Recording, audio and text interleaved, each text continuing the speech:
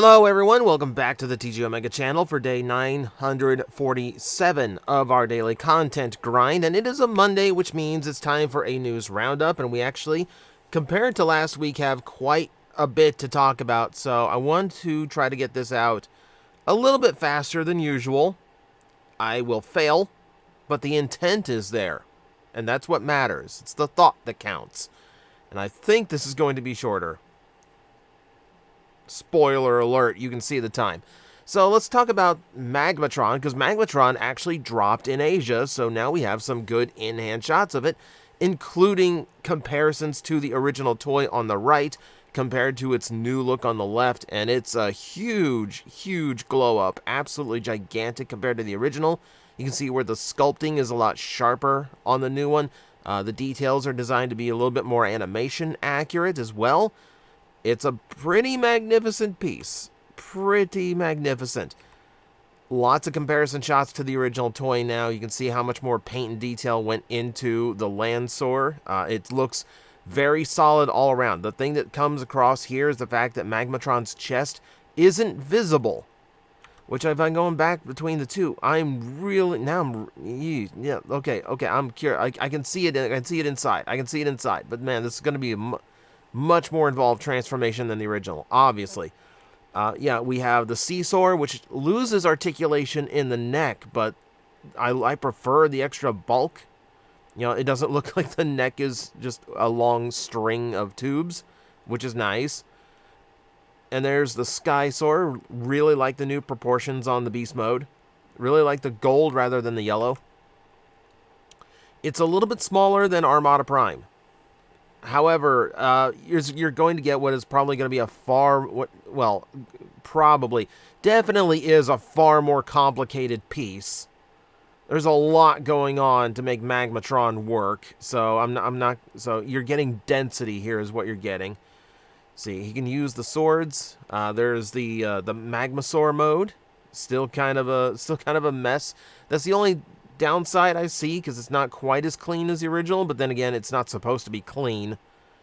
Yep, head articulation, like splits. Look at the articulation level. This guy is brilliant. They've done a fantastic job on this. Let's see the actual in-hand report. So okay, it's bigger, shorter. Okay, wing missiles can use the sword. Seesaur's neck is shorter, less articulation, more proportioned.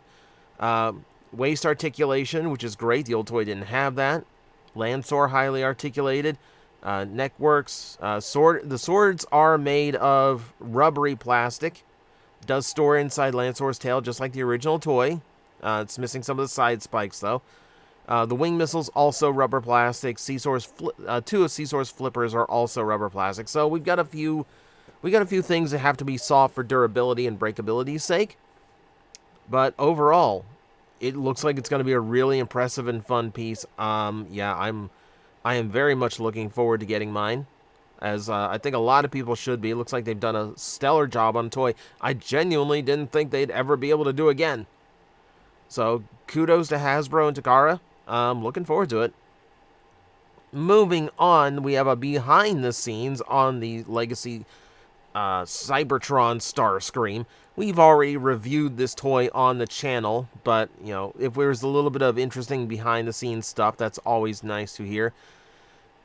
There really isn't, outside of potential speculation that they might try and find some way of getting Starscream's crown out that would actually fit on him.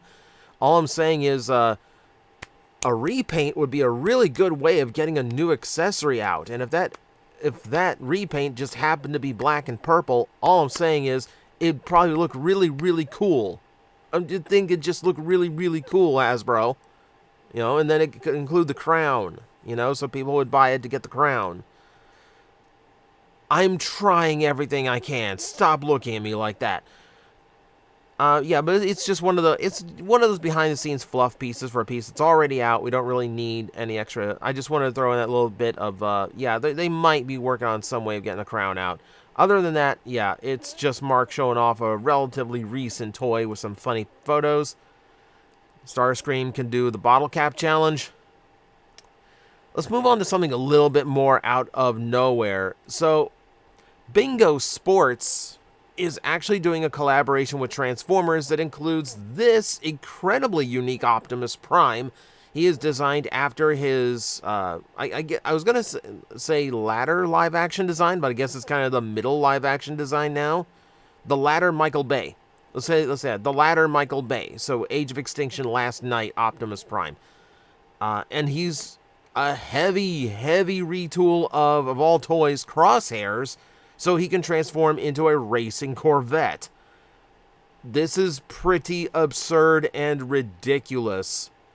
I love the fact that they just kind of hammered in the actual Optimus Prime movie design into a car, even with it's so bizarre. It's so bizarre. I kind of love it.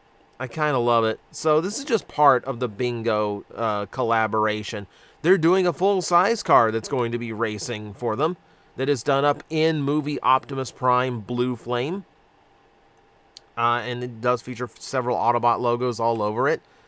And then you can see the race suit also includes some scenes from a few Transformer comics. Oddly, it's Galvatron fighting Optimus Prime, which is an extremely rare scenario.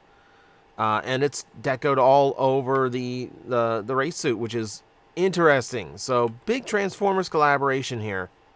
Yeah, and that toy is probably not going to be easy to get. So, good luck to you, Optimus Prime collectors or Corvette collectors. Either way, this one's going to be interesting to get a hold of.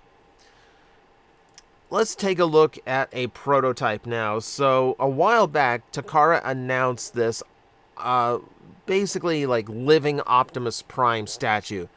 Karakuri statue KS01 Optimus Prime. The prototype is available to see now, and yeah, it's just a look of a physical variation of this potential product. Now, if you didn't see the previous video, the previous news roundup that we did about this, the toy's idea is that it is a statue. It's a static figure. It does not articulate beyond what you see here, at least as far as I think. And it's not, you're not able to take it off the platform and play with it. What it does is auto-transform on the base, so it can be, with a push of a button, either vehicle or robot mode, and that's just how you keep it on display. So, kind of like a low-cost RoboSend, if that makes any kind of sense. So, it is listed as a 40th anniversary item, but appears it's not going to be out until next year, so cutting it a little bit close. This one says 2024, though, so who knows? They might have sped up production. Let me see if I can get a little bit behind, because, okay, scheduled for release spring 2025 between March and May in Japan, so, yeah, it's going to be a little late for the 40th, but it's a really cool piece nonetheless. I don't know if I'd be interested in it, just because it seems like it's a lot of space, but it's a cool trick from the original animation they showed. It's a really cool trick. So, interested to see how it does, how a physical copy actually performs. So, cool to look. Cool looking. That's not the only thing for the 40th in Japan. They've announced an event where they will be offering some unique items, as well as giving away a translucent Legends class Bumblebee. Or I guess Core class now. But yeah, it's going to be the recent Core class Bumblebee done up in translucent yellow, as you can see there. It's pretty common for event items from Takara to be all translucent plastic. That's just kind of the way they like to do things. If we take a look, they're also going to have the jersey shirt available, which looks interesting. I love that the quote is, "I have a good idea." I'm going to assume that is some kind of common thing for Prime to say in the Japanese version of G1, because it's not freedom is the right of all sentient beings, is it? It's, it's not one shall stand, one shall fall. It's, I have a good idea. Beast Wars keychains also being distributed. Just little, just little acrylic standee type with the Maximum Predacon logos attached as well. Pretty basic stuff for little events like this. And then air freshener. Energon air freshener, I believe. What? Scent of Cassis. Scent of Cassis. Let's see. Let's see. The tickets for the event already on sale for about $10. So good luck getting it if you live in America. But no, it's just a quick little event they're going to be doing in Osaka, Japan. So if you happen to be in the area, you got some exclusive swag to pick up. You have good idea. Have good idea. We have a date for the next Hasbro Pulse Fanstream, and it's going to be centered on the next RoboSend release. It's going to be Megatron, April 25th. Of course, I'm going to be doing a full reaction video once it drops, so we can go over it in full detail. It is expected to be G1 Megatron in some form of tank. I am interested to see how a different company takes the idea of turning G1 Megatron into a tank. It's something that Hasbro and Takara have attempted many, many times, and with mixed results. So I'm curious how you get it to work in a form that automorphs. I'm super curious about how this thing turned out. And the nice thing is, because this is not going through the usual channels, don't expect it to leak ahead of time. We're probably going to get we're probably going to get very surprised by this one. So I'm looking forward to it. RoboSend's done some really impressive stuff so far, and I don't expect this one to be any less impressive. In fact, if they pull off a G1 Megatron tank that auto-transforms and actually looks like G1 Megatron, it might be even more impressive than what they've done so far. Because everything they've done so far is based on existing transformation system. This is going to be completely fresh. I think. We'll see. We have another big day ahead of us. So, on Thursday, we are going to be seeing the first trailer for Transformers 1. That is just the word from CinemaCon. So the people got to see it early. We will get to see it on the 18th. Again, we'll be doing a full recap here on the channel, giving all my thoughts, all my little observations about it. So tune in for that. Let's see. Little things from what people have said. It's a trailer, so I'm not really worried about spoiler here. The story is new. It's not tied to any previous movie. It is an origin for Optimus and Megatron, starting out as friends, as Orion Pax in D16, which is a nice nod to one of his previous serial numbers. They cannot transform at first. They will learn throughout the movie. B-127 is in it as well. Elita 1 does make an appearance. We get a nice chase sequence on a moving train, which is cool. And apparently there is something about not being able to reach the surface. Like, for some reason they are stuck below the surface of Cybertron. We do get to see, like, the first time they actually get to see a sunset. It sounds like an interesting set. It's setting up a different style of Transformers, because we've gotten, like, Optimus and Megatron in the Civil War before, but this seems like a struggle from before then, and there's something else going on. Like, Transformers not allowed to see the surface of Cybertron, not allowed to leave the underground. I'm really curious why and what is overbearing. Like, if this is a Quintesson thing. We're still in Quintesson times in this movie. Very curious as to what exactly is going on. It sounds like it's good. And from what I've heard, animation supposedly looks really great, and the reception was supposed to be really, really strong. So, very, very curious.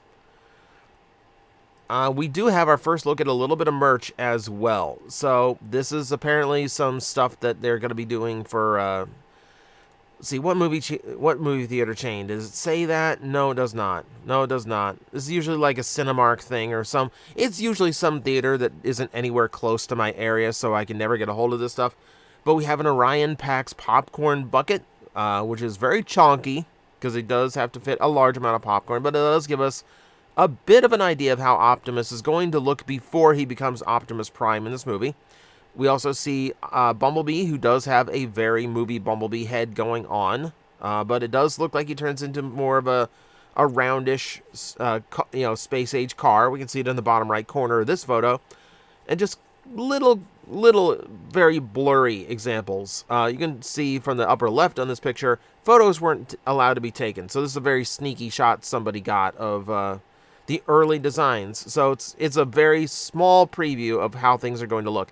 Obviously, on Thursday, when we see the trailer, we'll see exactly how they look in the movie. So this is just a bit of a preview, as it were.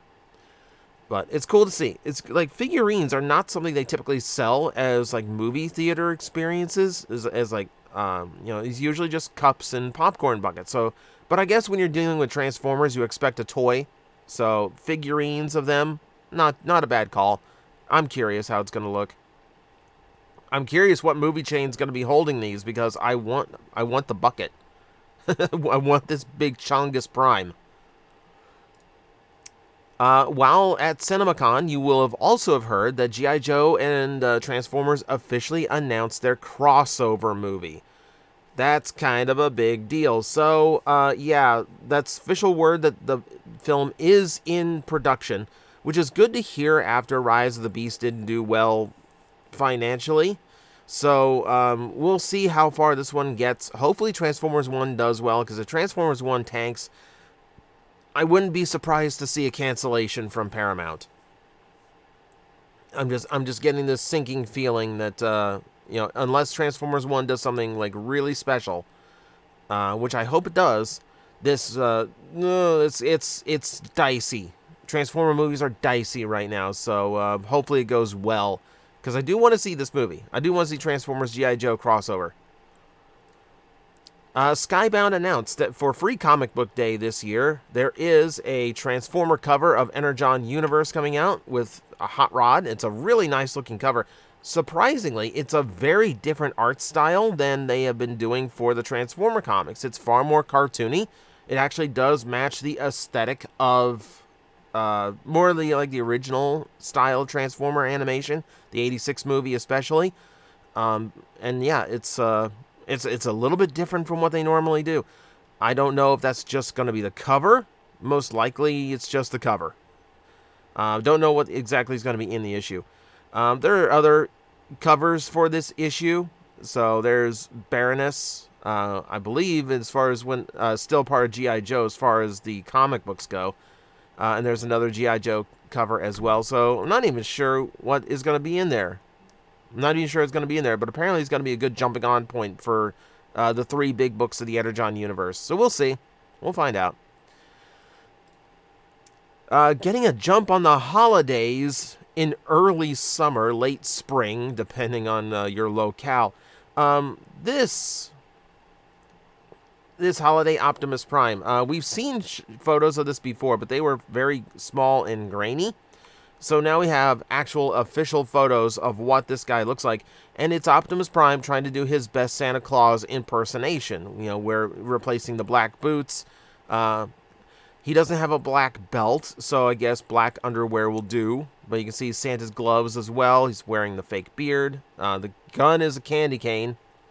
So they pulled that from Holiday Optimus. It's a little forced. It's a little heavy-handed. But it's an interesting deco at the least. It's kind of like Target Optimus, got a little green thrown onto him, weirdly enough. So these Hallmark ornaments actually do tend to carry quite a bit of value to them. So I don't know if this one's going to do the same, but hey, I know there's plenty of collectors out there for it. So there's a good look at what it's going to look like. And to wrap us up, there was a cake competition in Australia where someone produced this 3-meter tall Bumblebee that is almost fully edible. Now, it is on there is a skeleton that is all molded around, but is mostly cake and fondant holding this thing together. So most of what you see here can be eaten, which is, kind of the rules of the competition. 3 meters, by the way. Look at how tall. Look at the size of this. Look at the size of it. So 3 meters, by the way, is almost 10 feet tall. This is a really, really big cake. It's not the only time we've talked about a big Transformer cake. The last one was in vehicle mode. This is robot mode. It's a little bootleggy looking, but the fact that it's all made out of edible stuff is really, really impressive. Really impressive. So that's your news for the week. I just missed it. We're just over 20 minutes. That figures. But thank you everyone for watching, and as always, I will see you next time.